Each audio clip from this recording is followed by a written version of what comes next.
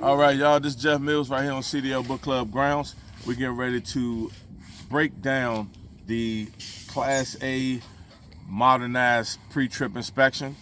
And so we're going to break it down by sections. So the first part that we have right here is the in-vehicle engine start. So I'm going to enter the vehicle with 3 points of contact. I'll see you inside.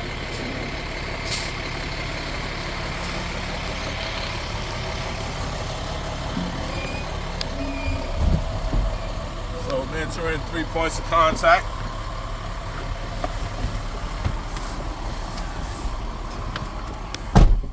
And so the first thing that I want to do is put my key in the ignition, get it out of my hand, and put the seatbelt on. You don't have to inspect the seatbelt because it's not a part of the test.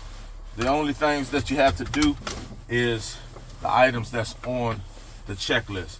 So we have from the top, we have the air brake test, parking brake and trailer brake test, service brake test, the lighting indicators, emergency equipment, windshield and traffic monitoring devices.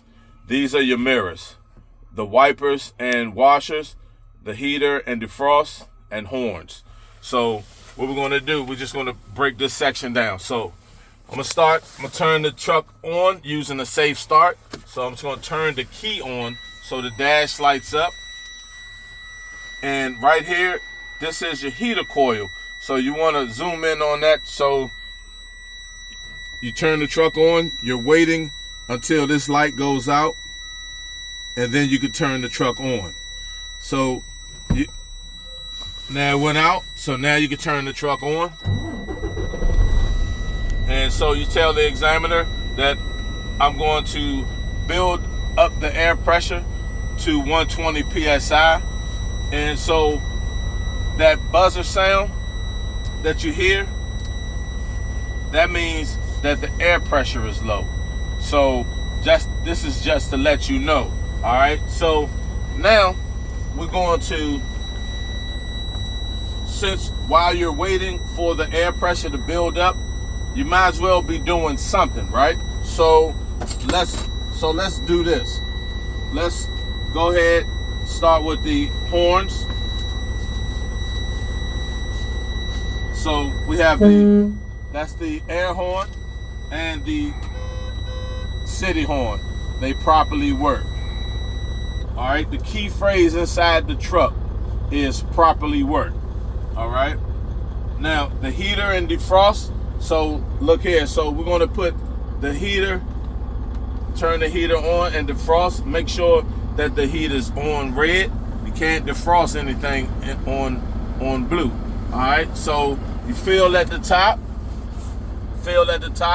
and you feel down the bottom, and you say that they properly work, and then turn the knob to your vents, and then you feel the vents, you feel the air blowing out, so they properly work.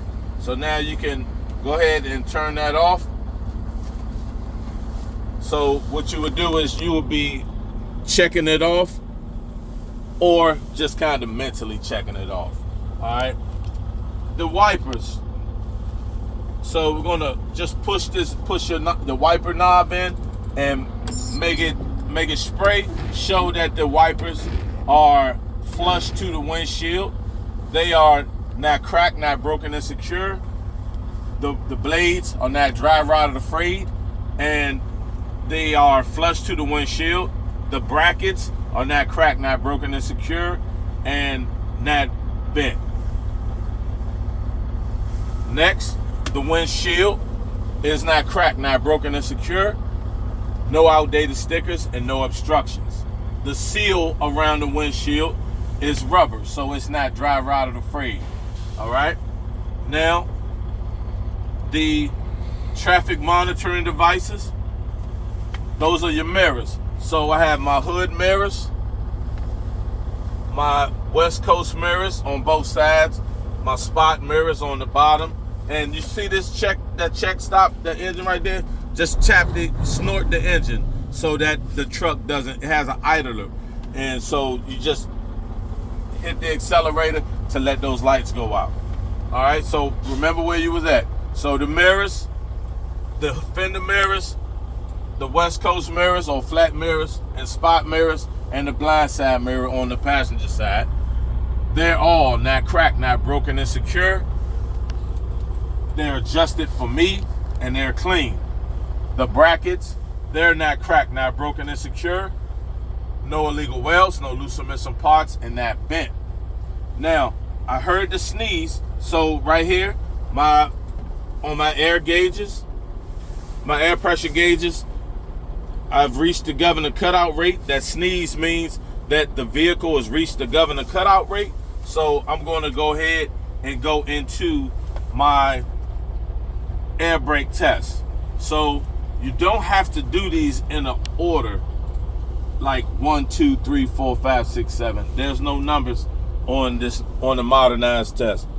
But so don't let the examiner tell you that you have to do these in order, because there is no numbers here that specifically says that there is a order.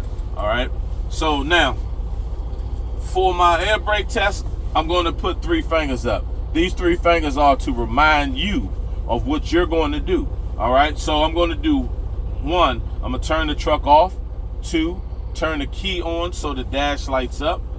3, push in the parking brake and trailer brake in that order, starting now. So 1, turn the truck off. 2, I'm going to turn the key on so the dash lights up. 3, push in the parking brake yellow, trailer brake red. In that order all the time. Now, I'm going to let the air settle, and I'm going to hold the service brake down for 1 minute, and the vehicle should not lose no more than 4 psi. If this was class B, then no more than 3 psi. All right, you just say which one you're doing. All right, starting now. So my foot is down on the service brake, and I'm holding the brake for 1 minute. I'm looking at my time. I'm checking my gauges.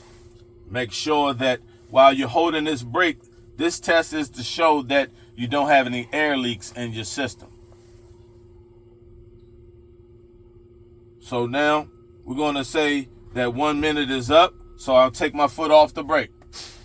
Took my foot off the brake. The vehicle did not lose no more than 4 psi for this tractor trailer. If you're doing just the tractor, which would be class B, then you would say the vehicle did not lose no more than 3 psi. All right. Now I'm going to fan the brakes down to 60 psi, and the low air pressure buzzer and indicator should come on. This is the reason why you have the key on. All right. And then I'll continue to fan my brakes down to 40 to 20 psi, and the parking brake and trailer brake should pop out starting now. So I'm fanning. My buzzer, my low air pressure buzzer and indicator came on. It properly works. So now keep your eyes on both of these brakes. The trailer brake should pop out first, and then so it pop. So they both popped out. They both properly work. So now I'm going to turn the truck back on and build the air pressure back up to the governor cutout rate. So while the air pressure is building up, I'm going to explain my service brake test.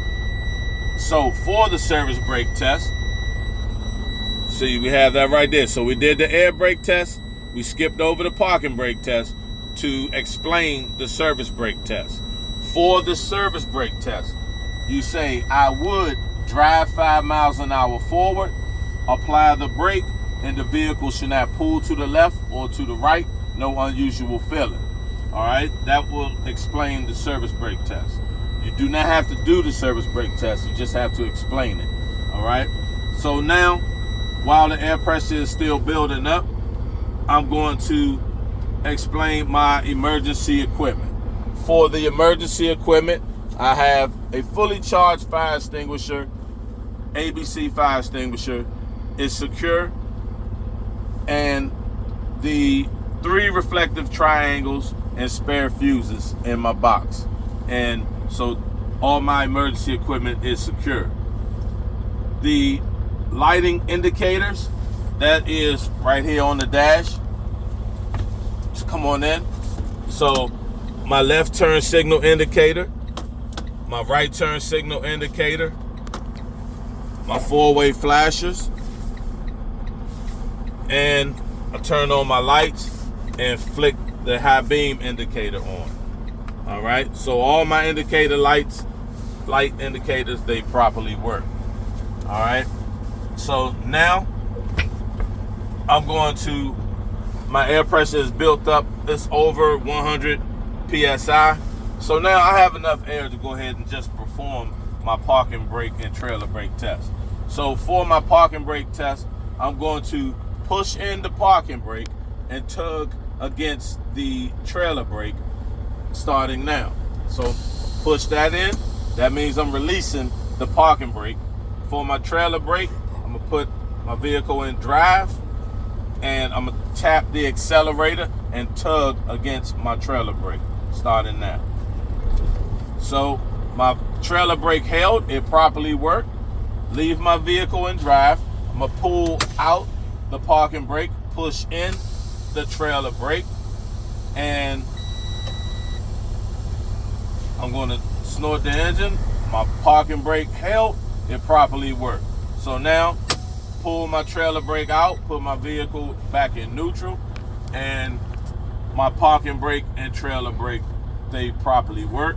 So this concludes the inside of the in-vehicle engine start section of the Class A checklist.